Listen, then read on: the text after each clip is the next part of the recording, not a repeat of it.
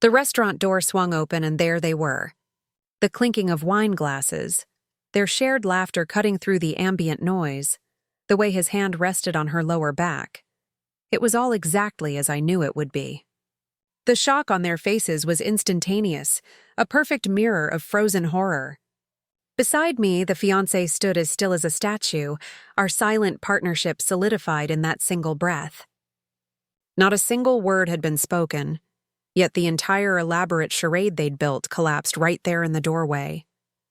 This was no unfortunate coincidence. This was the carefully orchestrated ambush we had planned for weeks. Every detail, from the timing to the location, was intentional. The paralyzing shock I saw in my husband's eyes was already hardening into something else inside me, a cold, clear certainty. 3 weeks earlier, the first crack appeared. It wasn't a dramatic scene or a discovered love letter. It was a series of subtle shifts, almost imperceptible unless you were looking for them. The changes in his behavior were small, professional-grade inconsistencies. A business trip he mentioned offhand on a Tuesday, but whose details he couldn't recall on Wednesday. The way he'd started taking his phone into the bathroom, a habit he'd never had in 15 years of marriage. Then came the receipt. It was tucked in the pocket of a blazer he'd asked me to drop at the dry cleaner, a receipt for a diamond tennis bracelet from a jeweler I'd never heard of. The date was our anniversary. The bracelet never made its way to me. The moment of realization didn't feel like an emotional earthquake. It was more like a physical blow, a sudden vacuum of air from my lungs. This was evidence, not just a suspicion. I stood there holding that small slip of paper, and the pain was a constant, dull ache. But something else was taking shape underneath it. A cold clarity was washing over the hurt. Confronting him emotionally would achieve nothing. He would lie, he would gaslight, he would make me feel crazy. I needed proof. I needed to approach this not as a heartbroken wife, but as a strategist assessing a breach of contract. The decision was made in that silent minute. I would investigate. Methodically, dispassionately. I would catalog every inconsistency, every lie, until I had an unassailable case. The marriage was already over. My job now was to secure the terms of its dissolution. I wouldn't play the victim in his story. The next morning, I hired a digital forensic specialist. I found her through a discreet referral from a lawyer I'd consulted years ago for a business matter. Her website was bare bones, just a contact form and a list of services that sounded more like corporate IT than personal investigation. We met at a neutral coffee shop, and I laid out the situation with the same detached tone I'd use for a quarterly report. I needed access. Phone records, email backups, location data. I gave her his devices, the laptop he used for work, the tablet he left at home. I needed a complete picture of his digital footprint. The first report came back 48 hours later. It was a spreadsheet, clinical and devastating. There was a cluster of text messages and calls to a single number, a woman named Chloe. The frequency was damning. Late nights, early mornings, during times he was supposedly in meetings. Then came the financials. Charges for hotels I'd never seen, dinners at restaurants we never went to. The investigator dug deeper, pulling Chloe's public profiles. She was an interior designer, about 10 years younger than us, and there it was, on her Instagram, a post from 6 months prior, a photo of her hand, a sizable emerald-cut diamond on her finger, with the caption, "He said yes," tagged to a man named Mark. Finding Mark was the next logical step. It wasn't about revenge against her. It was about identifying a strategic asset. Public records gave me his full name, his business registration. He owned a small architectural firm. I looked him up. His professional headshot showed a man with a steady, confident gaze. He looked solid, normal, the kind of man you'd assume was building a life with his fiancée. The cold calculation was absolute. He was a variable I could leverage. He had more access to Chloe than I could ever get to my husband. He was the key to confirming the affair in real time, to gathering the kind of undeniable evidence that would prevent any manipulation later. I began cataloging everything.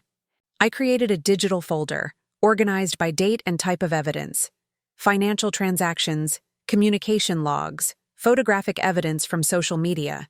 I was building a case, not for a court of law yet, but for the court of undeniable truth. This was no longer about my feelings. It was about documentation. Reaching out to Mark required precision. I couldn't just send a frantic email from a jealous wife. It had to be professional, factual, impossible to dismiss. I created a new anonymous email address. The first message was brief. I attached 2 pieces of evidence: a screenshot of the hotel charge on our joint credit card statement from a night my husband was supposedly at a conference, and a cropped photo from Chloe's Instagram from that same evening, showing the distinctive headboard of that very hotel room in the background.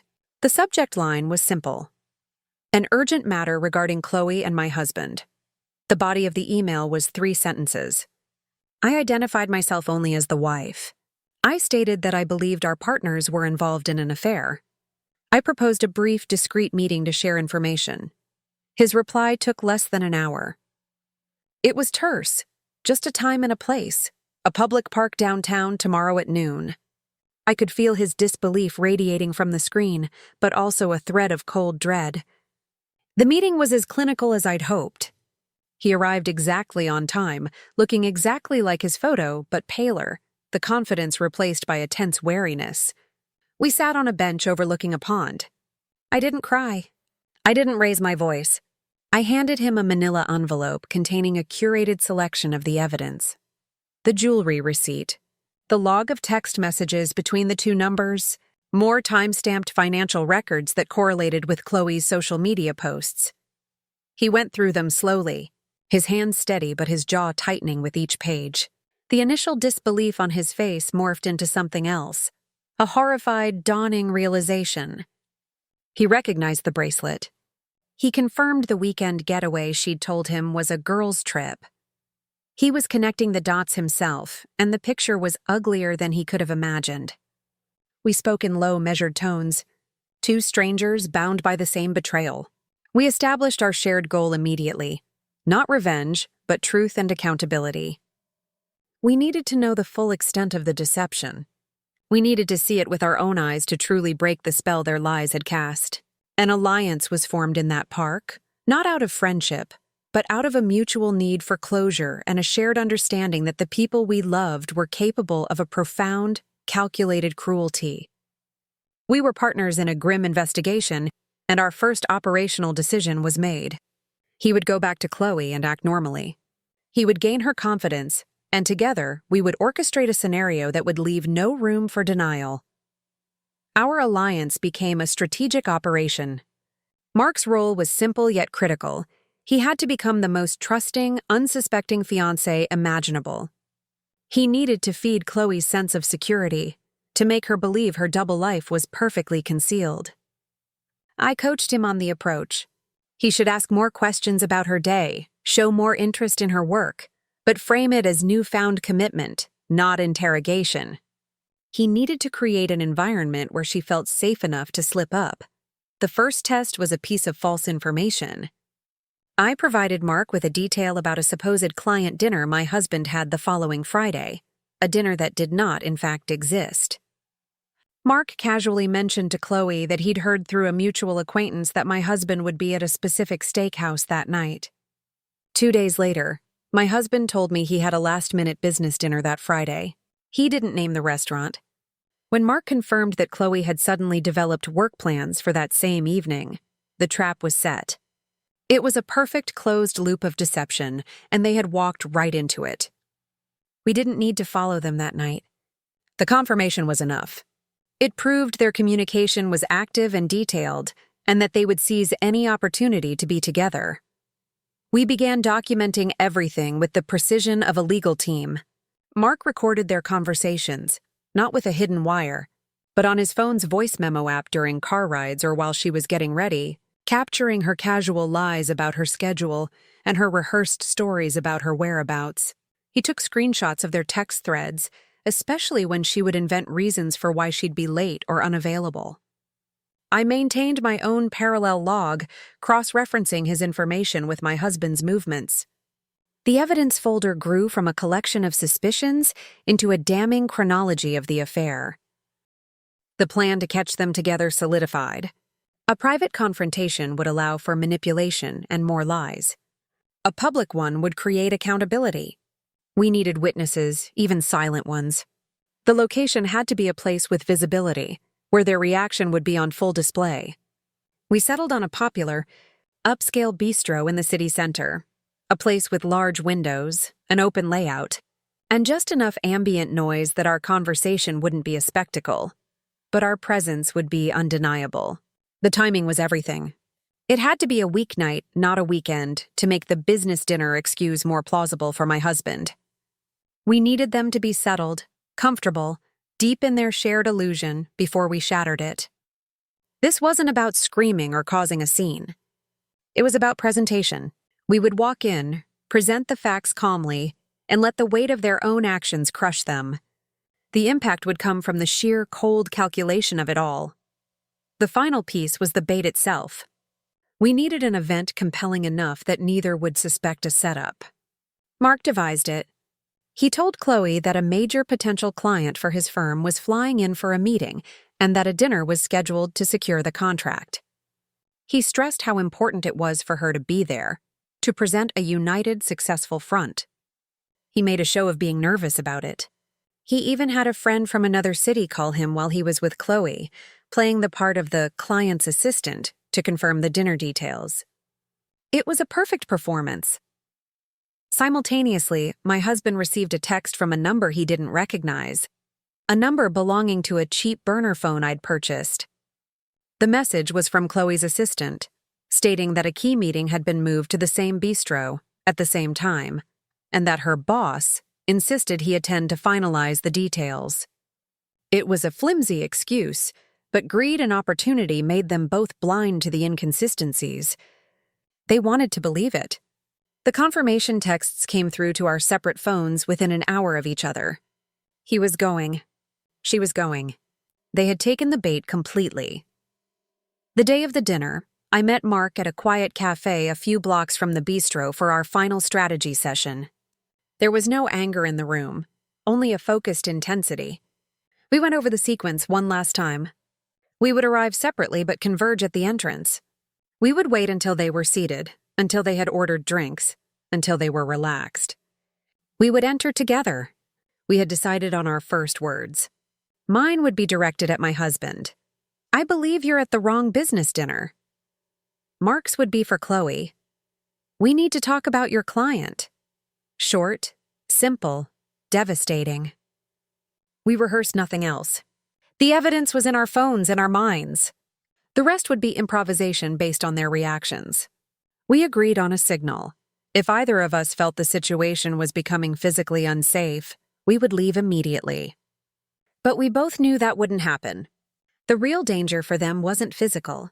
It was the exposure, the utter demolition of their carefully constructed lies in front of each other and a room full of strangers. We finished our coffee. The sun was setting. It was time. I dressed with a purpose that had nothing to do with revenge. I chose a simple black dress, the kind I'd wear to a serious business meeting. I applied my makeup carefully, not to impress him, but to present an image of unshakable composure. I looked like the woman he'd married, polished, capable, in control, but the reflection staring back was someone new. The paralyzing shock had fully hardened into a cold operational clarity. This was a resolution, not an emotional outburst. I met Mark in the parking garage as planned. He was waiting by his car, looking equally composed in a dark suit. We didn't speak much. There was nothing left to say. We had become partners in this grim task, bound by a shared objective that transcended any need for conversation. He simply nodded, and I got into my own car. The drive to the restaurant was silent, my focus absolute. The city lights blurred past, but my mind was clear, rehearsing the sequence of events we had planned. I felt unnaturally calm, as if I were observing myself from a distance. I parked a block away and walked the rest of the distance. The evening air was cool. I saw Mark approaching from the opposite direction. We converged at the corner, a block from the bistro's entrance. Through the large plate glass window, I could see them. They were at a corner table, partially obscured by a decorative partition, but visible enough. My husband was leaning forward, saying something that made her laugh. She reached across the table and touched his hand. The intimacy of the gesture was a physical blow, but it didn't break my focus. It confirmed everything. They were comfortable, deep in their shared fantasy, completely unaware that the curtain was about to be pulled back. We stood there for a full minute, just watching. I took in the details, the half-empty wine glasses, the way his jacket was draped over the back of his chair, the easy smile on her face. This was the reality he had chosen over 15 years of marriage. Mark stood beside me, his expression unreadable. I could feel the tension radiating from him, a mirror of my own controlled fury. This was the final moment before the point of no return. I took a slow, deep breath, feeling the weight of the evidence in my purse, the certainty of what was about to happen solidifying in my chest. I looked at Mark and gave a single slight nod. It was time. The door clicked shut behind us. There was no going back now. If you want to see the confrontation unfold, Part 2 is waiting. Subscribe for more stories of reclaiming your power. The restaurant air, which had been warm with conversation and clinking silverware, went cold and still as we walked in. It wasn't a dramatic freeze, not like in the movies. It was a subtle draining of sound, a collective intake of breath from the nearby tables as patrons sensed a shift in the atmosphere. We moved with a deliberate pace, not rushing, our footsteps echoing on the hardwood floor. My eyes were locked on the corner table. My husband was mid-sentence, his face animated, until his gaze drifted past Chloe's shoulder and landed on me. The color drained from his face so completely it was like watching a glass of milk spill. His mouth remained slightly open, the charming words he'd been speaking dying on his lips. Chloe noticed his change first. She followed his frozen stare, her smile faltering as she turned. When she saw me, her expression was one of confused annoyance, the look you give an unwanted interruption. But then her eyes flicked to the man beside me. The moment she registered Mark, her entire body flinched. The annoyance vanished, replaced by pure, unadulterated panic. Her hand, which had been resting on the table, jerked back as if burned. The room hadn't just gone quiet for us. For them, the entire world had shrunk to that single catastrophic moment. I reached their table first. I didn't raise my voice. The words I spoke were calm, measured, and they cut through the silence with more force than any scream ever could. "David," I said, using his name like a statement of fact. "I believe you're at the wrong business dinner." I let the sentence hang in the air, watching the gears in his brain desperately try to find traction, to construct a lie, any lie. His eyes darted from me to Mark and back, searching for an explanation that didn't exist. Mark stepped forward then, his focus entirely on Chloe. His voice was low, but every syllable was sharp and clear. "Chloe," he said, "we need to talk about your client." He didn't yell. He didn't accuse. He simply stated the undeniable truth of our presence. I saw her try to form a word, but nothing came out. She looked like an animal caught in a trap, her eyes wide with terror. This was the ambush, and they were completely exposed. I didn't wait for their excuses to begin. I opened my purse and took out my phone, pulling up the first piece of evidence. I held it up so David could see the screen. It was the credit card statement for the hotel charge, the one from the night of his fake conference.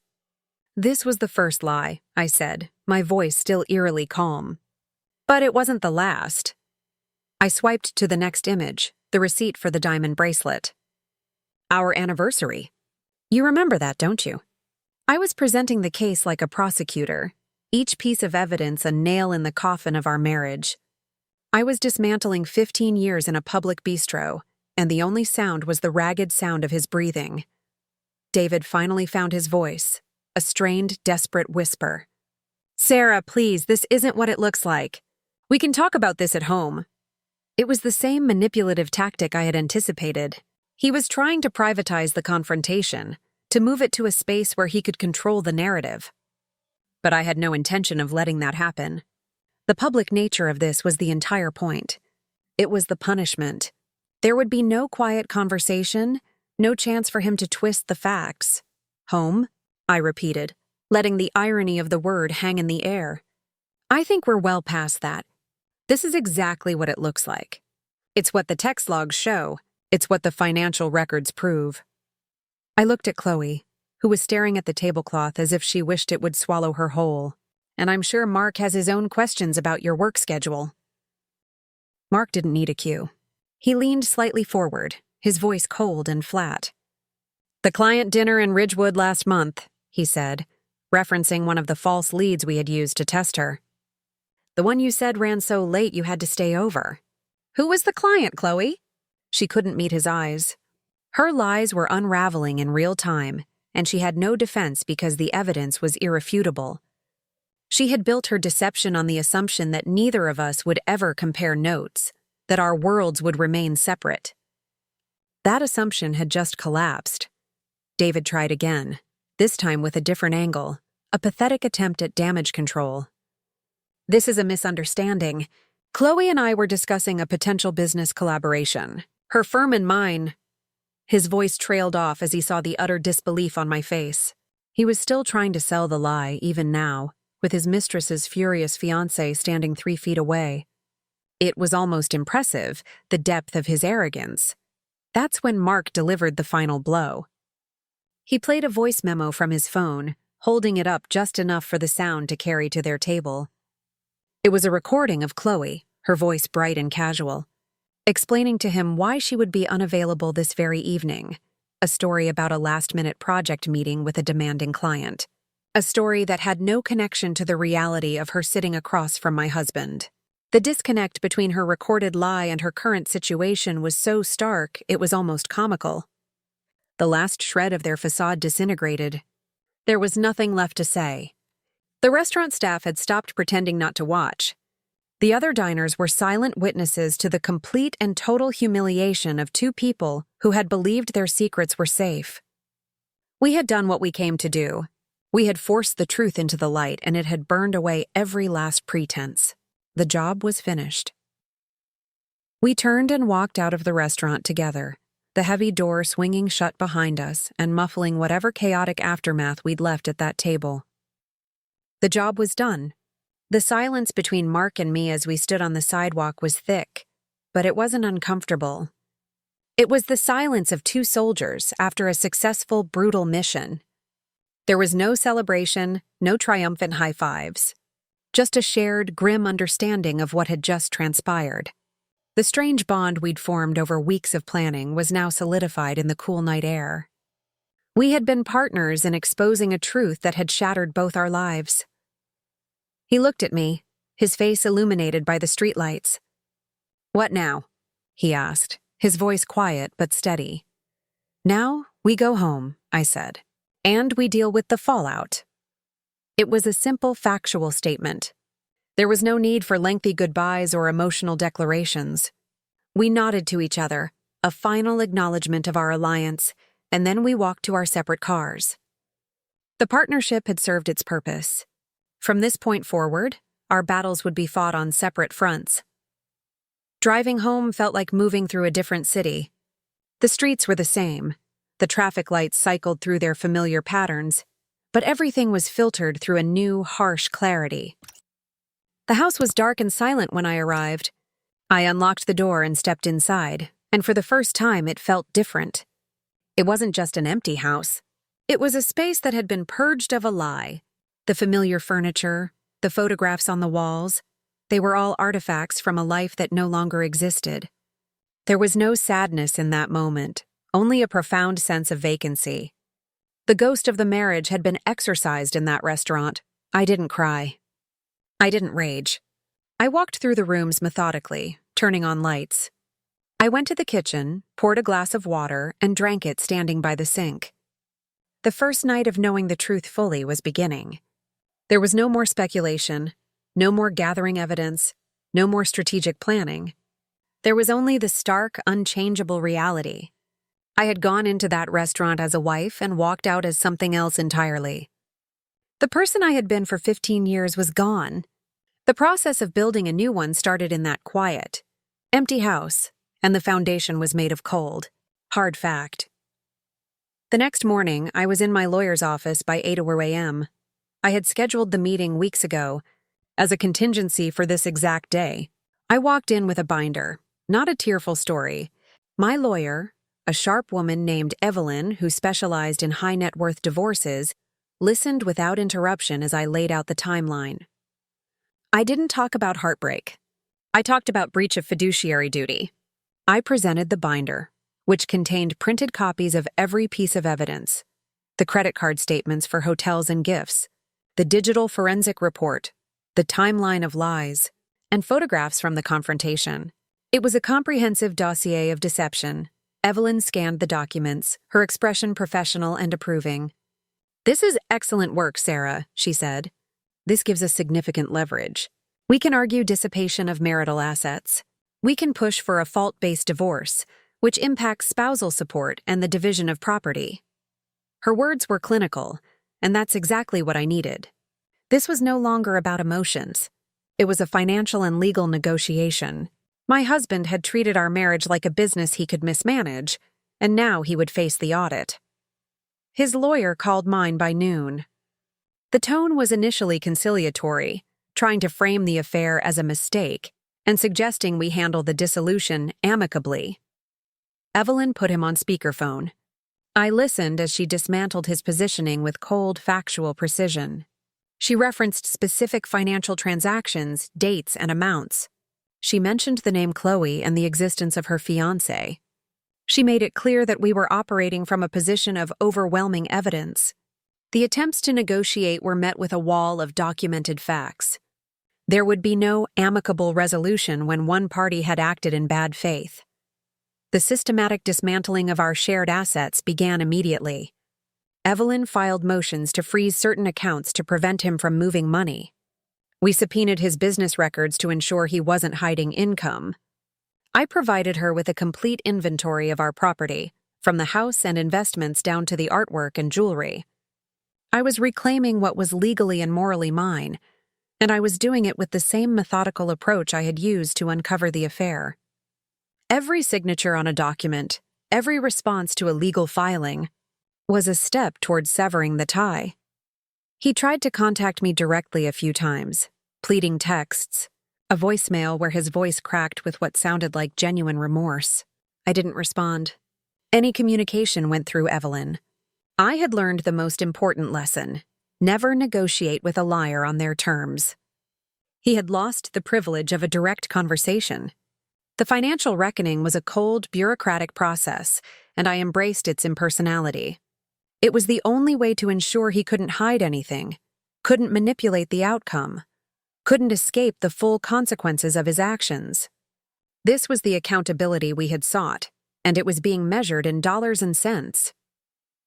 The first thing I did when I got home from the lawyer's office was change the locks. It wasn't an act of panic. It was a procedural step, like securing a building after a breach. The metallic clunk of the new deadbolt sliding into place was more satisfying than any emotional outburst could have been. It was a physical declaration of a new boundary. Reclaiming the space became my primary focus. I started with his things. I didn't pack them angrily or toss them out. I methodically gathered his clothes, his books, the random accumulation of 15 years, and placed them in cardboard boxes. I labeled each one with a black marker: David's office, David's storage. It was an inventory, not a purge.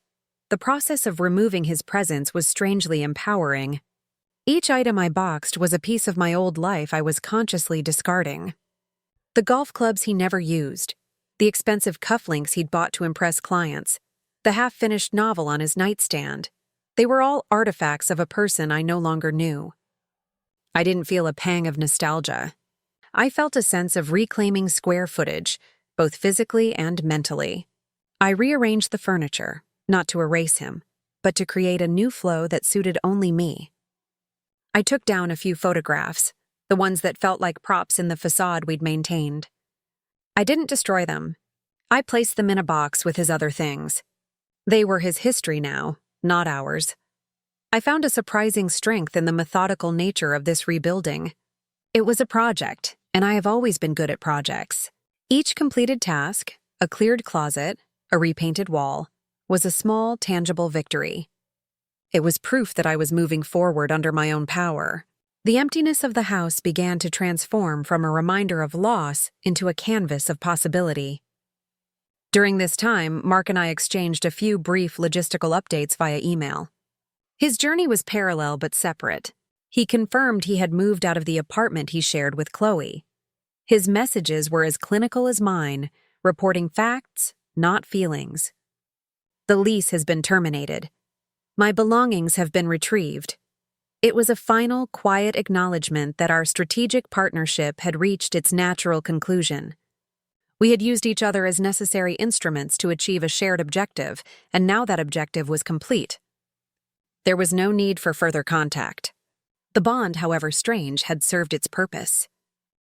The divorce finalization was the most anticlimactic business transaction of my life.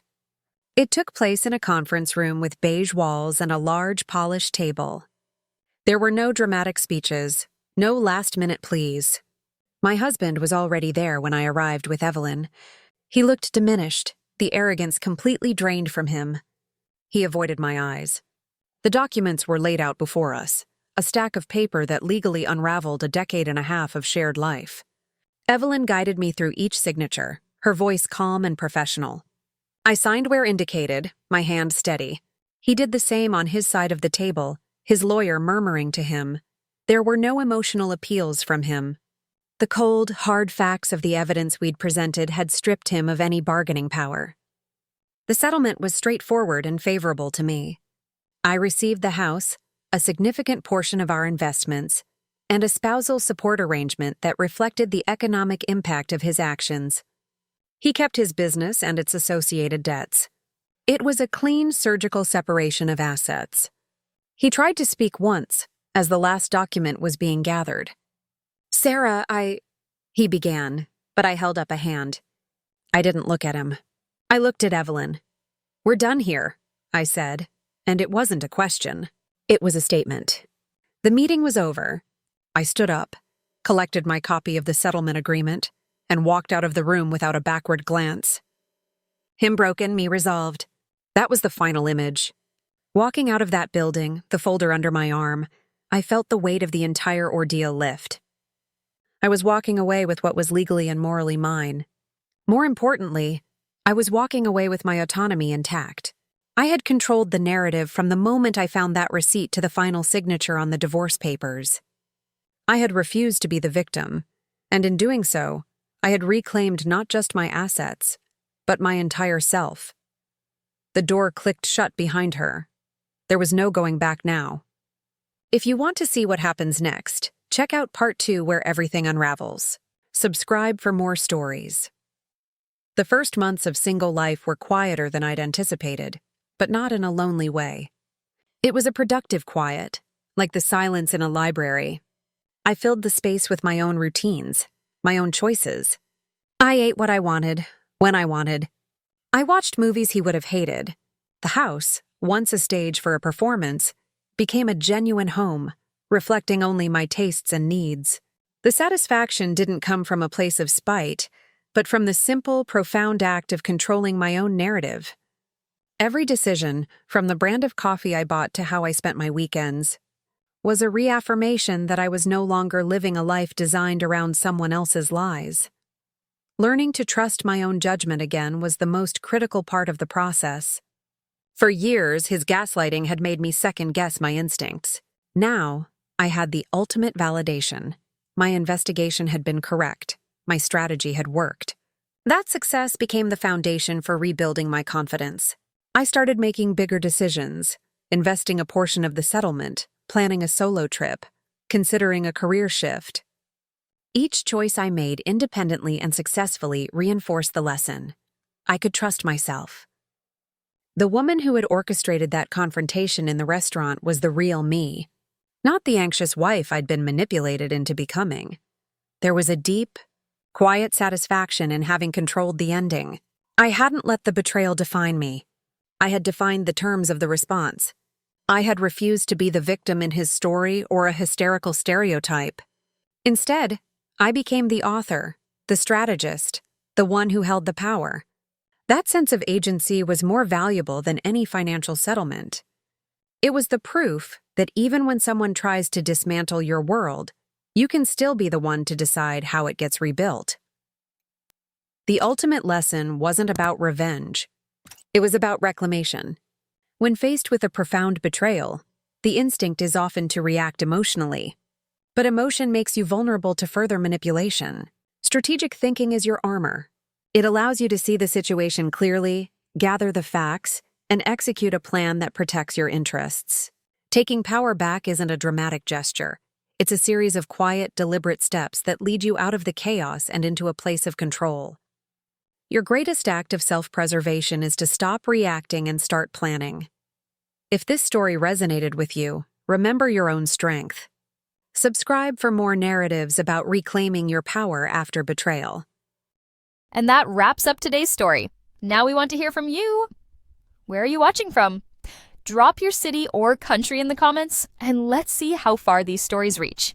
If this story moved you or gave you chills, give it a like, share, and subscribe for more powerful stories. One last thing, rate the story from 1 to 10 in the comments. Your feedback helps us bring you even better ones next time. Thanks for watching.